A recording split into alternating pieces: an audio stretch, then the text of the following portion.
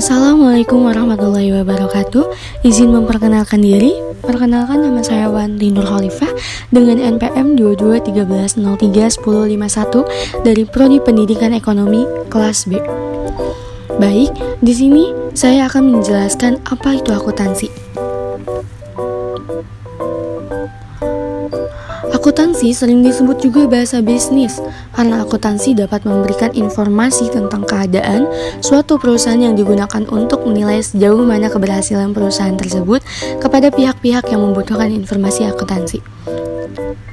Dari segi bahasa, disebut to account yang berarti menghitung atau mempertanggungjawabkan sehingga menjadi accounting. Jadi, dapat kita simpulkan, akuntansi adalah suatu proses pengidentifikasian, pengukuran, dan pelaporan informasi ekonomi untuk memungkinkan adanya penilaian dan keputusan yang jelas dan tegas bagi mereka yang menggunakan informasi tersebut. Laporan tersebut selanjutnya digunakan sebagai dasar dalam pengambilan keputusan bisnis oleh pemakai informasi tersebut. Materi selanjutnya yaitu prinsip akuntansi. Dalam menyusun informasi akuntansi, kita harus berpegang pada prinsip dasar berikut ini. Yang pertama, baris akrual atau accrual basic, yaitu pencatatan transaksi dicatat pada saat terjadinya peristiwa ekonomi. Yang kedua, kelangsungan usaha, business continuity, yaitu perusahaan dalam melakukan kegiatannya tentunya berupaya untuk melaksanakan kegiatan perusahaan secara berkesinambungan atau terus-menerus.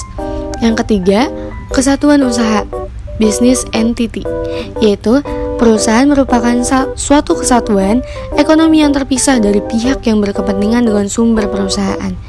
Yang keempat, pengaitan biaya atau relevansi. Yang kelima, harga perolehan, historical cost, yaitu setiap transaksi pembelian satu barang harus dicatat sebesar harga perolehan tersebut.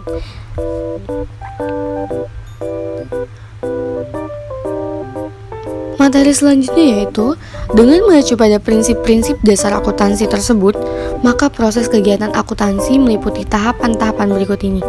Yang pertama, tahap pencatatan transaksi, meliputi penyusunan atau pembuatan bukti-bukti pembukuan atau transaksi, baik transaksi internal maupun transaksi eksternal, penjurnalan, baik jurnal umum maupun jurnal khusus, dan pemindah bukuan atau posting ke buku besar, baik ke buku besar utama atau buku besar pembantu.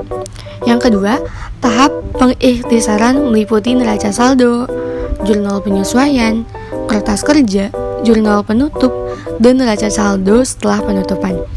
Yang terakhir, tahap penyajian laporan keuangan meliputi penyajian laporan laba rugi, pencatatan penutup, penyajian laporan perubahan modal atau ekuitas, penyajian laporan posisi keuangan atau neraca, penyajian laporan arus kas, dan pencatatan pembalik jika diperlukan. Dan materi yang terakhir yaitu etika profesi akuntansi. Ada 8 kode etik akuntan, yaitu yang pertama, tanggung jawab profesi, menggunakan pertimbangan moral, melakukan peningkatan jasa, menjaga kepercayaan klien dan mengembangkan ilmunya, itu tanggung jawab profesi. Yang kedua, kepentingan publik, mendahulukan kepentingan pihak pemakai informasi akuntansi dan menjaga kepercayaannya.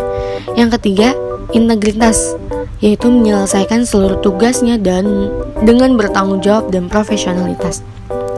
Yang keempat, objektivitas, menjaga objektivitasnya dengan bersikap independen dan netral, bebas dari benturan kepentingan.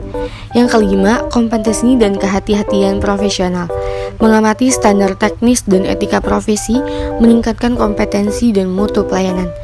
Yang keenam, kerahasiaan, menjaga kerahasiaan informasi yang diperolehnya, tidak mengungkapkan informasi tanpa persetujuan dari pihak pemilik informasi. Yang ketujuh, perilaku profesional. Dan yang kedelapan, terakhir, standar teknis. Itulah materi yang dapat saya jelaskan di video kali ini. Apabila ada kesalahan kata, mohon dimaafkan. Terima kasih. Wassalamualaikum warahmatullahi wabarakatuh.